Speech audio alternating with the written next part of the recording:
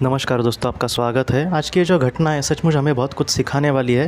ये एक सच्ची घटना है दोस्तों, जेम्स वैन प्राग उनके केसेस में से एक ली गई है। और उन्होंने जो जिस तरीके से कहा है दोस्तों, सच में हर एक इंसान को इन सारी चीज़ों से बहुत कुछ सीखना चाहिए। एक बार जेम्स वैन प्राग जी का दो लोगों से मिलना हुआ था। वो हस्बैंड वाइफ थे। जो इंसान था, जो हस्बैंड था, उसका नाम था ब्रायन, और जो उनकी वाइफ थी उसका नाम था मेरी। ब्रायन और मेरी दोस्तों हस्बैंड वाइफ थे।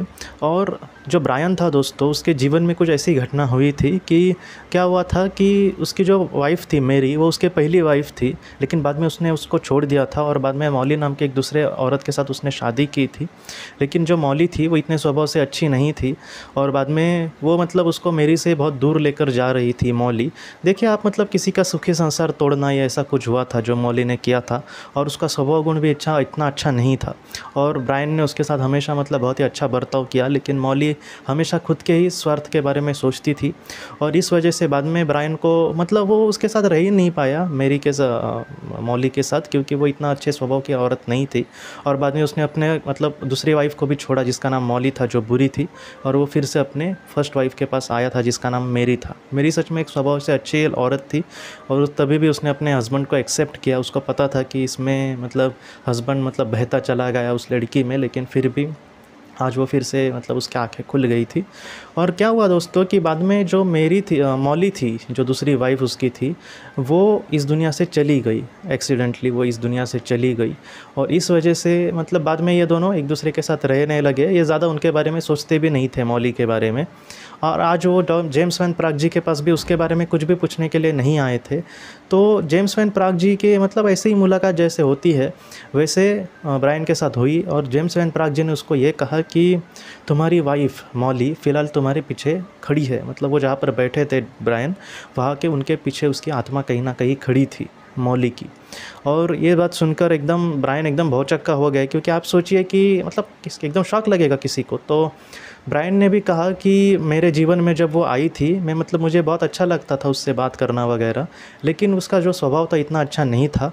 बाद में ब्रायन ने कहा कि घर पे भी सारा काम ब्रायन ही करते थे। वो आराम से बैठकर टीवी ही देखती थी, और ये होता ना कि हुक्म छोड़ती थी वगैरह, इस तरीके से। तो बाद में ब्रायन एकदम परेशान हो गए उससे। और सबसे बड़ा उसका गुनाह ये था कि अपनी वाइफ से इसको दूर लेकर जाना। वो और उसकी वाइफ बहुत ही अच्छे से जिए, उसका एक अच्छे दोस्त बनकर वो रहे, लेकिन ऐसा नहीं उसने किया। वो हमेशा उसको अपने आप पे खींचती थी, और उसकी भी उसको ज़्यादा कदर नहीं थी। वो घर पे ज़्यादा काम भी नहीं करती थी मौली। तो इन सारी चीज़ों से ब्रायन भी कहता है कि मैंने उसके बारे में सोचना ही छोड़ दिया था। जब वो इस दुनिया से चली गई फिर भी उसको इतना दुख नहीं लगा था, लेकिन आज जब वो इस दुनिया से चली गई थी और उसकी जो सोल थी, उसके बारे में जेम्स वैन प्राग जी ये कहते हैं कि वो जो मौली है, उसकी आत्मा को अभी बहुत बुरा लग रहा है कि उसने बहुत ही बुरा बर्ताव तुम्हारे साथ किया। अब मौली की आत्मा को दिख रहा था कि ब्रायन के मन में उस वक्त कितना प्यार था, और उसने कितने एक प्रामाणिकता से उससे प्यार किया था, लेकिन उसकी ज़रा भी कीमत उसको नहीं थी, मौली को। और इसका आज उसको बहुत बुरा लग रहा है। बाद में उसने कहा कि मुझे मेरी से भी माफ़ी मांगनी है। अगर हो सके तो ब्रायन, तुम मेरी को मुझे माफ़ करने के लिए कहना।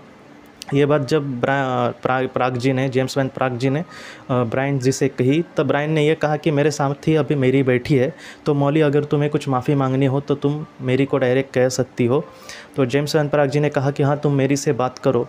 तब मेरी ने यह कहा कि तुम्हें मुझसे माफ़ी मांगने की ज़रूरत नहीं है, मैं तुम्हें सच में माफ़ कर देती हूँ।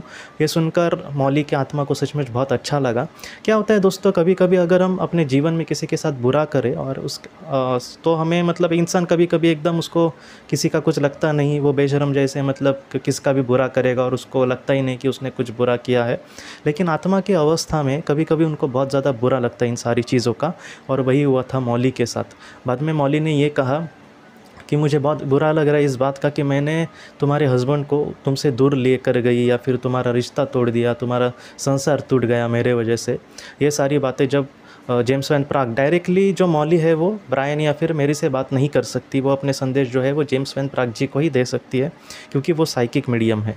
बाद में जब ये बात साइकिक मीडियम जो थे जेम्स वैन प्राग जी, उन्होंने अपने जो उनके साथ बैठे थे मेरी और ब्रायन, उनको जब कहा, तब मेरी ने जो बात कही है, सच में एक दिल का बड़प्पन एक लड़की का, एक स्त्री का मुझे दिखता है इसमें।